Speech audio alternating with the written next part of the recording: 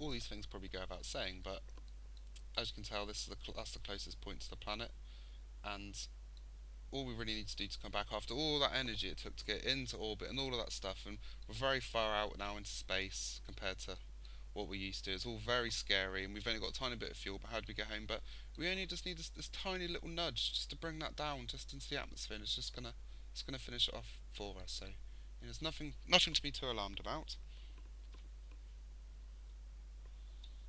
Oh, press was it V or something for view to move? That's someone else. C for camera. There we go. Now what we'll do is point. Doesn't well with these thrusters because you can fire them in different directions. It doesn't matter so much which way you're pointing. That's kind of the whole reason that you want them.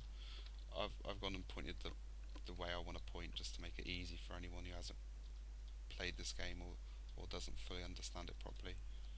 And then we're going to go to hit R for the RCS to kick in. Now you see when I move around, this is assisting me, and it's particularly helpful when there's an external force or something you don't want which is making you spin around and do stuff you don't like. You can turn them on to counteract all those effects to greater extent than the SAS will do. And I've got controls here. What is it? H to go forward. Yeah, H is the equivalent of going forward, and because I'm going forward in the retro direction backwards, what that's doing is the equivalent of doing a retro burn and bringing myself down. But as you can see, it doesn't do half the job as as one of your proper primary rocket's going to do. So again, like I said, you've got to be careful. You don't want to end up orbiting for 1,000 years just because you run out of fuel. It's not going to be a good time at all. I don't think Kerbals don't seem to have an age limit. None of them have died of old age or boredom or anything else that I've sent into space, but I don't know if that will be added. I don't know. Probably not a good idea. If you make a computer game too realistic, you might as well actually do it, right? You might as well actually go into space than make it too hard. But there's always the possibility of what they're going to do with this game still not being a completed release version. There might be different settings. Obviously, there's going to be a career version where you use money, and there's going to be just a sandbox where you just go crazy. I think it's one of those games again where the possibilities are pretty endless. We're well into the atmosphere now. It's going to be plenty. We've probably got a lot of mine propellant. Again, it's not very powerful, but you don't use tons of it either. So there we go. Now we could. This is the thing. Now I've done quite a few like remakes of real space flights. Like I've done the Apollo. I've done things like Pioneer and Voyager and Luna and Galileo and all those sort of things. But I kind of know what the spacecraft, how they were built and what their purposes were and what they did and etc. The real fine details of exactly what timings they went to and what trajectory angles and all these other crazy things. To me, it kind of took away the point. The point was I wanted to have the same objectives or equivalent objectives. Obviously, it's not the Earth solar system. It's the Kerbal one, or the Kerbal one, or the Kerbin one, and so you don't do exactly the same. You do equivalents. So what I was thinking of, for example, now you want to release this before you enter the atmosphere because otherwise it's going to complicate things.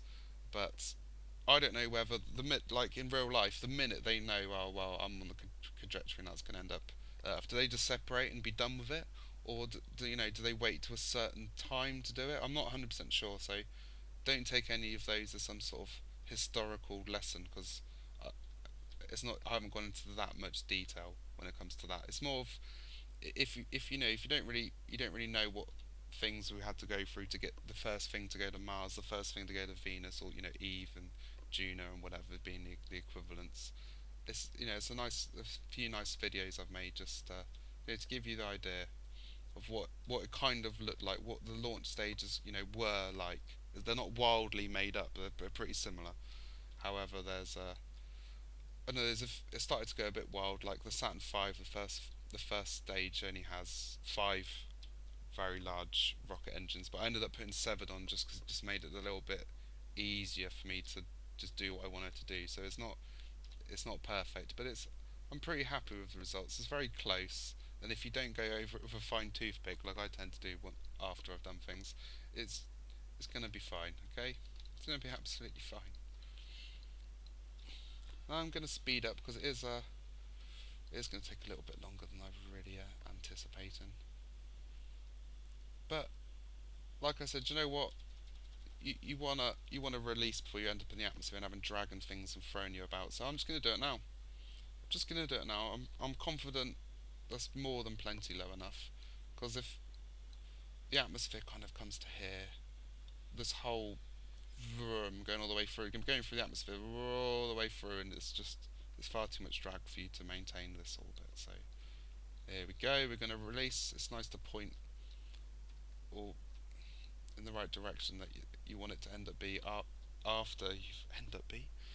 You want to end up after you've um, separated each stage. So I want you don't have a heat shield really in this game, but what I would kind of view as a heat shield here, and it's going to be hitting atmosphere in this direction. So bang, we're already orientated correctly and everything else, and even the controls are ridiculously sensitive at this point. So I could throw that off quite easily.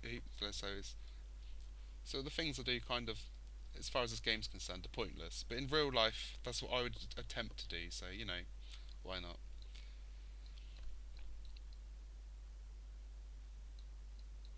Yeah, it all seems to make sense. Now, speed up. So at least we're in the atmosphere.